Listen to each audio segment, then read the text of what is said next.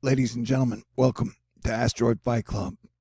With governments developing counter space weapons and commercial space activity on the rise, there's a growing potential for conflicts or damaging incidents in outer space. How could the U.S. address these risks? Hi, I'm your Planetary Defense Commander, Star-Lord, New Thor 7, the T.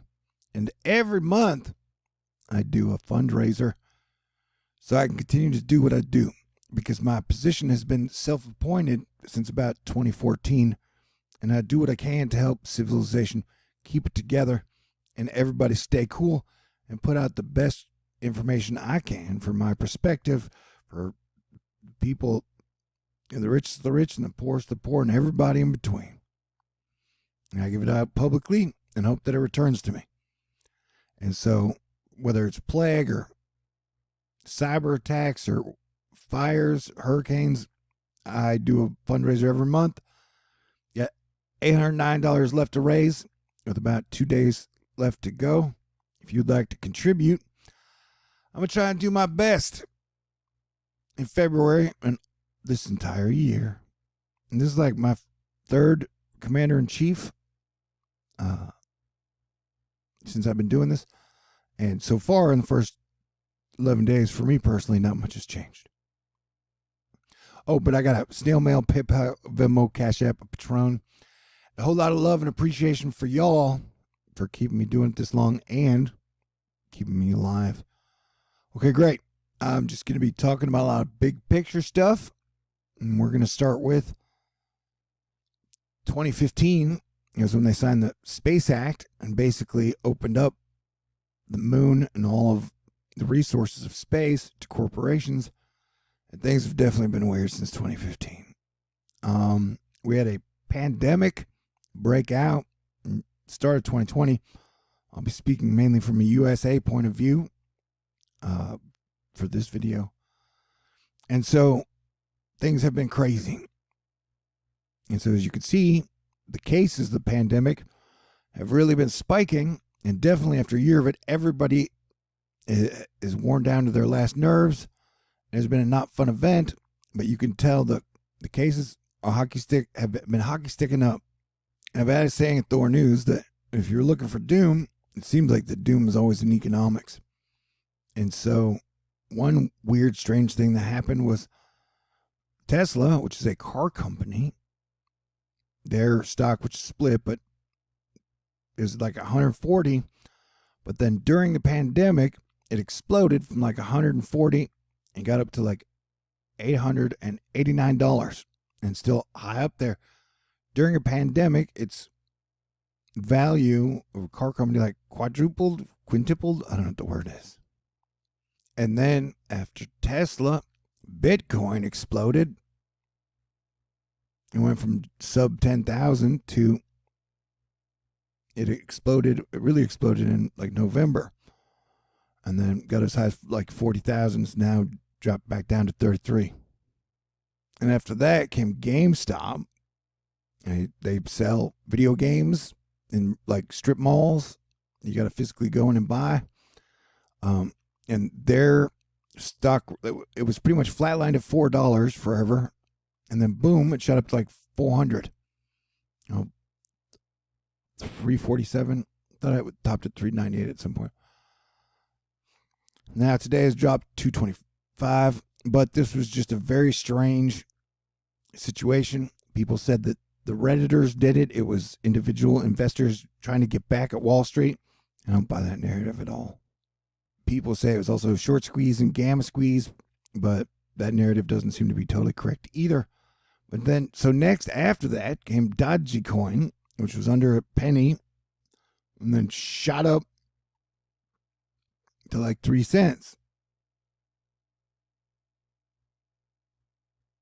And then strange things are afoot in the metals market. I might have to, if I do get another donation, I'll either tonight or tomorrow night, next contribution, I'll go live. And Nostradamus talked about gold and silver quite a bit. Was it talking about, oh yeah, so silver, which is just weird altogether. They depegged the dollar from gold and essentially silver in 1971. But if you look here, this is a 10-year report. Like silver got up to almost 50 like 10 years ago. And then it dropped back down, stayed at about 15. And then now it spiked up to 30, and then it's back up at like 30 again. So silver is spiking.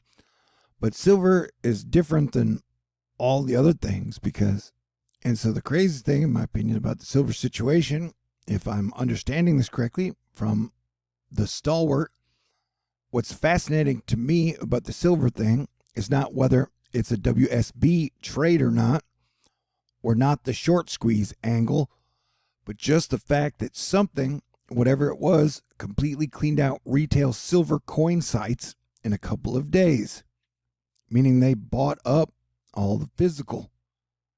Tyler Wall, president and chief executive officer at SD Bullion, said in a Bloomberg TV interview, currently we're seeing the premium, the price you pay over spot to get actual physical silver in your hands, is skyrocketing. Most stuff on our websites, at least 30% over spot. We can't source it for much less than that right now from our wholesalers. And last time I checked, the CME hikes silver margins after prices surge to 8-year high, which I think it was like 30% on the margin increase payment thingy. And at the start of Asteroid Fight Club, like 7 years ago, I was talking about how asteroids, which contain precious metal like gold, silver, even rare metals, if somehow in the technology and satellite industry, they could figure out a way to magnetize and then even pull the smaller asteroids into the ocean or something like that, you could have great effects over the metals markets.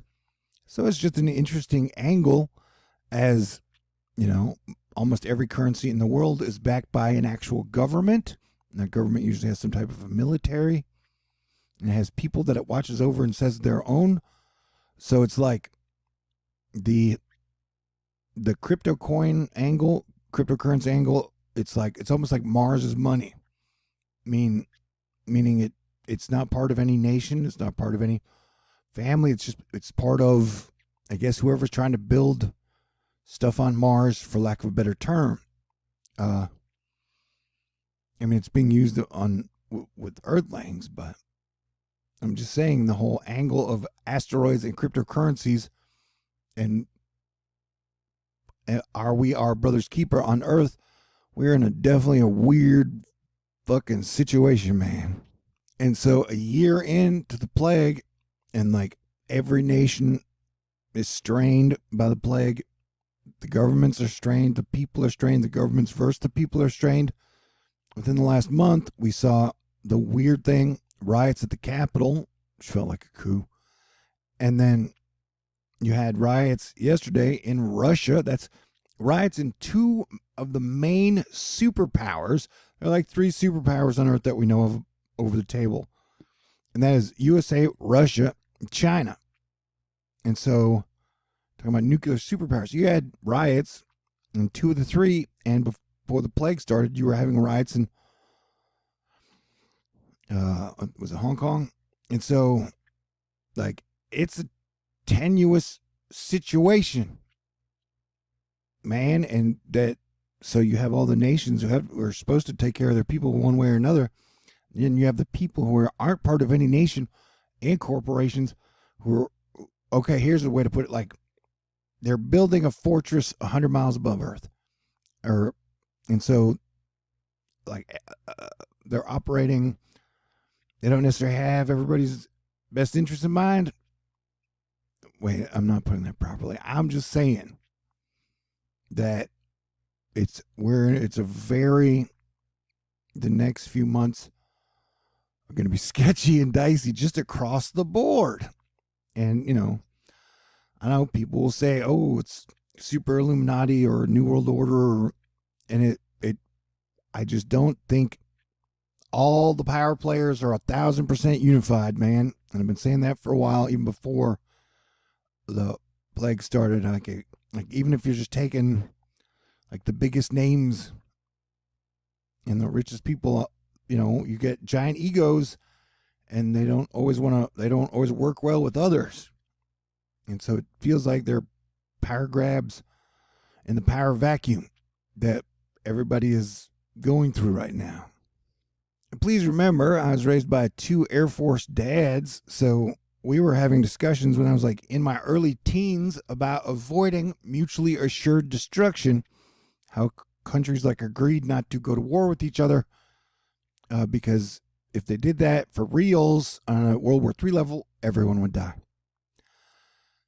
And so one of the X factors we have going through this year is viruses mutate. Like in the 1918 pandemic, you didn't get the worst explosion of the virus and the deaths until it mutated. And so we are still waiting to see how this very weird virus, by the way, will mutate. We have the more contagious B117 that is now definitely ripping through the USA. It is supposedly more contagious and deadlier. And then there's an E48K mutation, and there are variants. And so they're saying that the E484K might have some partial vaccine evasion abilities. You know what I'm talking about? And today, German Chancellor Angela Merkel says that if the vaccines do not work on variants of the virus, then we start all over again, and has said the coronavirus vaccines may be needed for many years to come. She's a scientist herself. So, and just the straight up logistics factor of this would make it hard for me to believe that if it were released on purpose, which I still don't think it was, that like it would have been a group of like 50 or less instead of some super hyper connected global syndicate, because we are definitely on very sketchy, shaky, unstable footing, for like, 80 years since we've been in the nuclear atomic age, that, if you have any major breakdowns with countries that do have serious weapons of mass destruction, like shit can get ugly really, really, really, really, really fast. And then there is all the weird, like, I don't know, part of me thinks like we could have pulled the virus in if we were pulling asteroids out. Like, it seems like a plague from space. Anyway, so I'm just letting everybody know that we're still going through winter and February is going to be sketchy. And so I can't stress enough that we need to do what we can to work together as one Earth family. And like, civilization is a brotherhood. No disrespect to women. That's just like the best word, the best phrase for it. That like, if the men aren't acting with honor and compassion and basic human decency, then you get to a very bad place quickly. That the year before Jesus was crucified, up until like the 1900s, things were pretty sketchy and brutal on Earth. Like the 1800s were a lot worse than the gold rush. The 1500s, when they wiped out Europe coming over for oil and gold, wiped out the Aztecs, the Mayans. And so, like, we have made amazing advances as a quote-unquote peaceful civilization from what we were before, from like 1900 to 2020. And so, like, we're kind of at that crossroads of, do we choose like a Star Trekian plan where we come up with one plan for the future for one family to take care of all the Earthlings here, which would be like a Star Trek way to go? Or is it just going to be like Star Wars, where we have some new supervillain baddies show up on the scene and we get into some weird technology, like they literally try to kill everybody but like 1,000 people?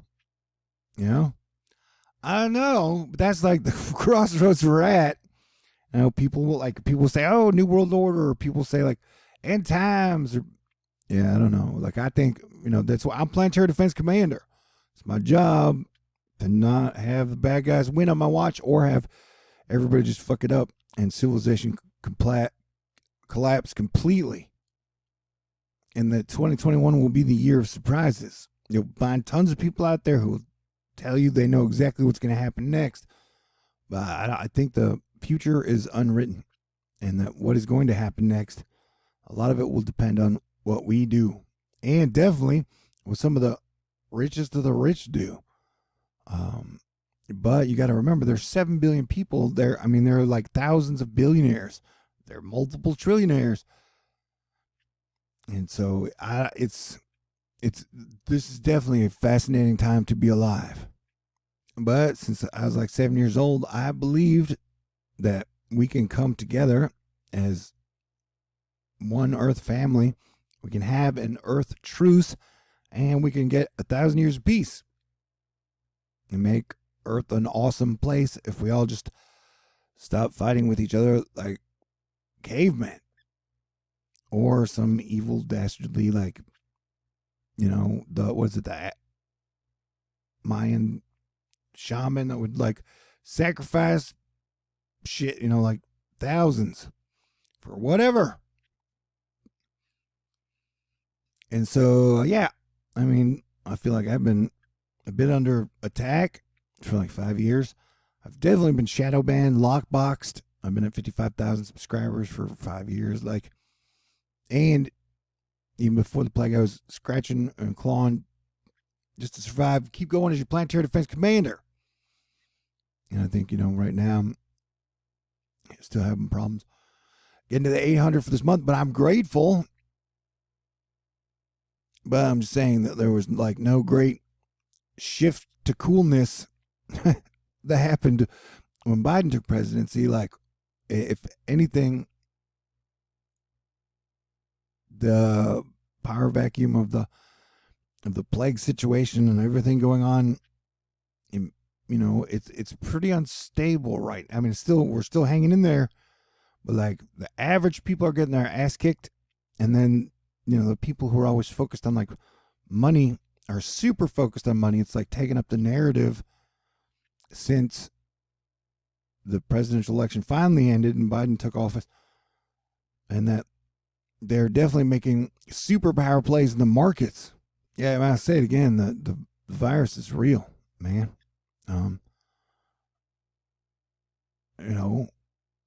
And the biggest thing is, it's like, with all the cases, that is going to create permanent health problems in millions, if not billions of people for like 10 more years. So that is going to be a medical system cash cow for a oof. And I was just saying, if you didn't believe it was real, like, nobody's even really talked about the thing in Alabama where like Alabama's numbers weren't that big a deal, and then they had the national championship, they won, they're like, had the big parade, yay, we won, and then the numbers just shot through the roof. And these numbers don't come back down, as we've seen with Pennsylvania. These numbers don't really come back down because it's spread, and it keeps spreading. So, and I'm watching this chart today, and for the first time since I can remember, Alabama didn't even report their numbers today. So I'd say prepare for the worst and pray for the best. Yeah.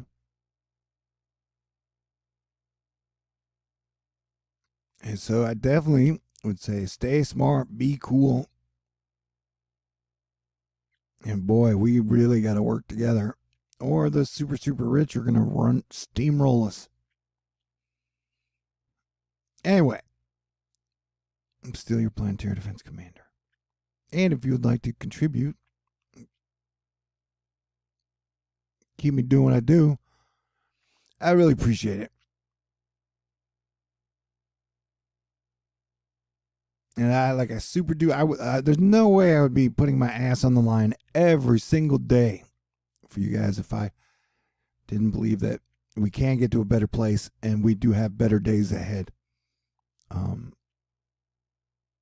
Yeah, if you want to contribute, snail mail, PayPal, Venmo, Cash App, Patron, $809 left to raise.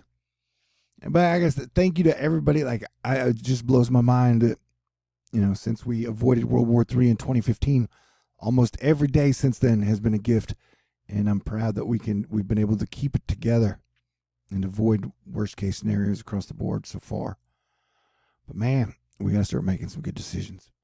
Thank you to Asteroid Fight Club, Texas Angel, Alexis, Lauren, Richard, Barbara, Scott, Glenda, Arnica, Light Soul, Dan, Marlita, Lisa, Daryl, Brian, KJ, Max, Laura, Donald, Pete, Joel, and Ellie. And everyone out there who's ever contributed before, or sent me a letter, or just been cool, or said a cool comment, or even watched. You know, I appreciate y'all, and I'm grateful. But dude, yeah, I'm so burned out and worn out from the last year. I made 1,000 videos last year, bro. And that I think we're all ready for fun and good times, but we're definitely at this strange crossroads. But I believe in God, and I have faith in God, and I believe that God is good. I do not think the end times or the rapture are coming in anytime soon. And I don't think, you can't prepare for that. You got to try to prepare to make the best of the next 10 or 20 years. That's what I'm doing anyways. Like I said, I think that when the sun wakes up and we get to like spring and summer, things should hopefully improve. I'm doing the best I can do, and I'm trying to give you guys the best information. Okay, and I ain't mad at nobody. I don't hate nobody. And man, we've got so much potential. So let's put it together. Let's do some great things. Okay, stay cool. Talk to y'all soon.